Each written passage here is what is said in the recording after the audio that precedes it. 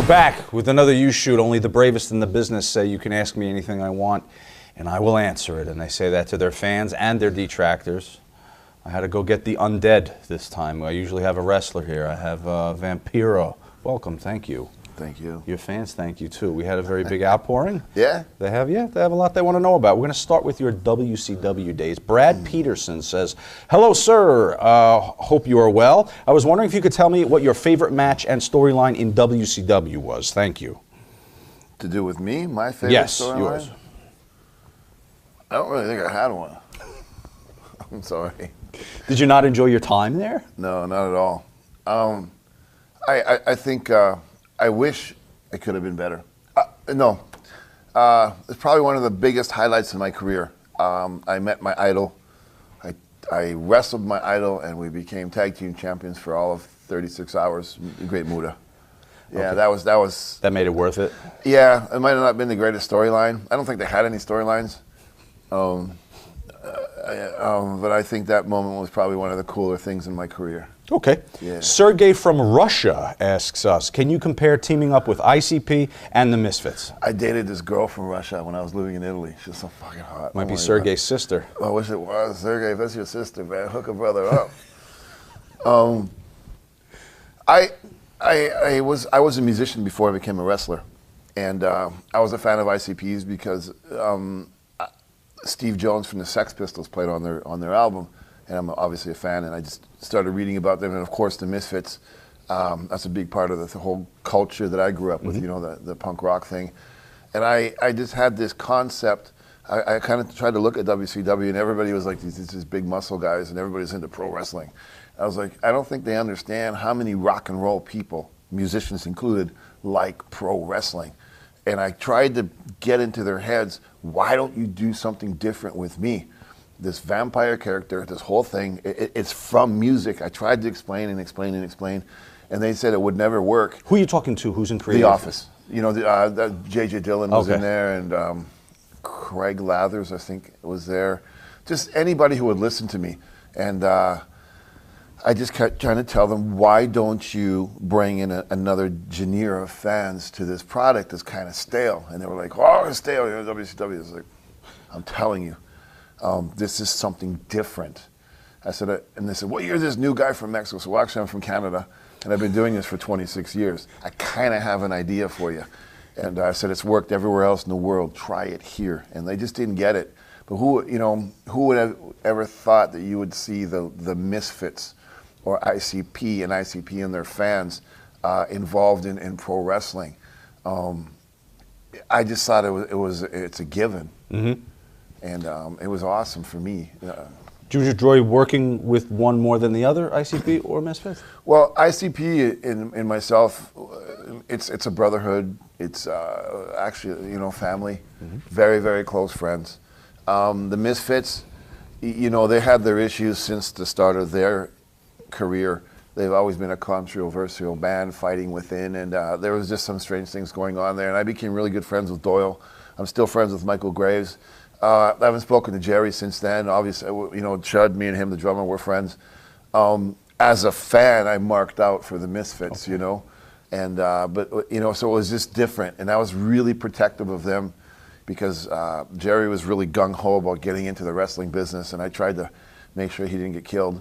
And ICP were actually, they're probably the two biggest wrestling fans I know in the planet. Yeah, we had them here. They're very knowledgeable and the real deal. Yeah, the real deal, man. And it's just two different things. It's just like, Now, if Jay loses too much weight, is this going to hurt his on-screen character? He's lost 100 pounds. Exactly. And he looks amazing. He's healthy.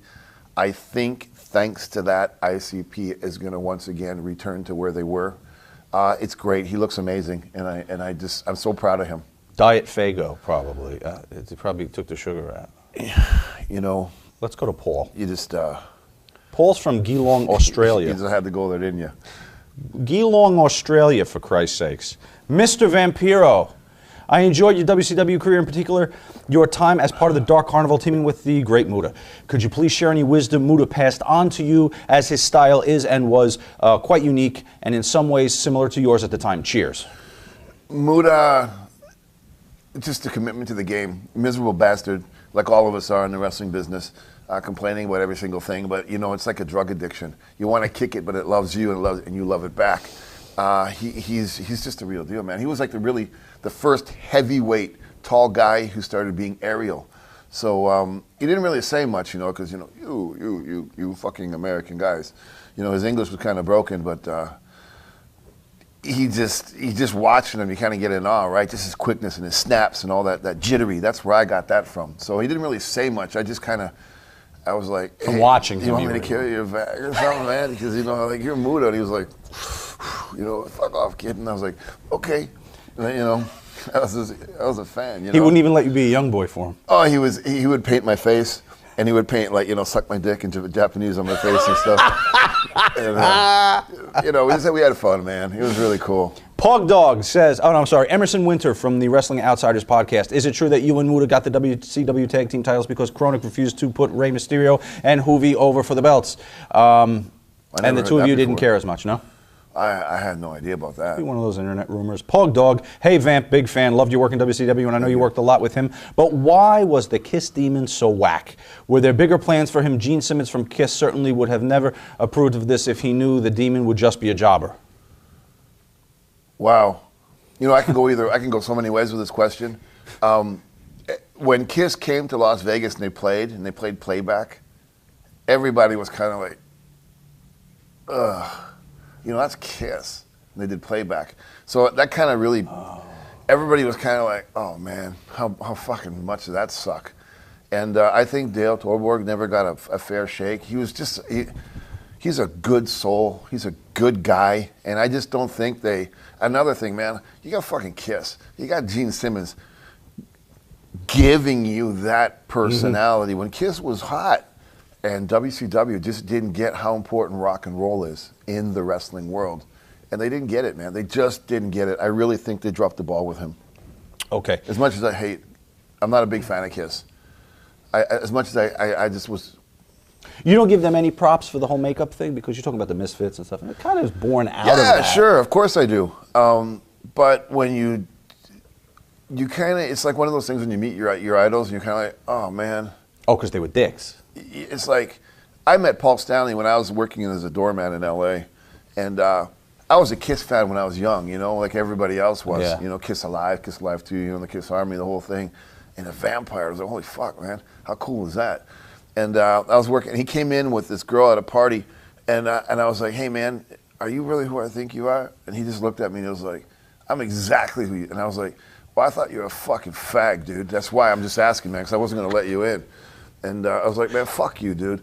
He was such a dick. And it just like, ever since then, it was kind of like, yeah, you know, Kiss, fuck you. And I was like, okay, they're going to play live. We'll see it. They played playback. Dude, it was the fucking most disappointing thing you can ever think of. And it was just brutal. And you couldn't talk to them. You weren't allowed to walk within 40 feet of them. You had to go around them. It was like, man, fuck these fucking guys, you know? What about Gene? Did you interact with Gene? No, that was him. He's a bitch, dude. He was like, fuck all you guys, man. Wow. Yeah. Jason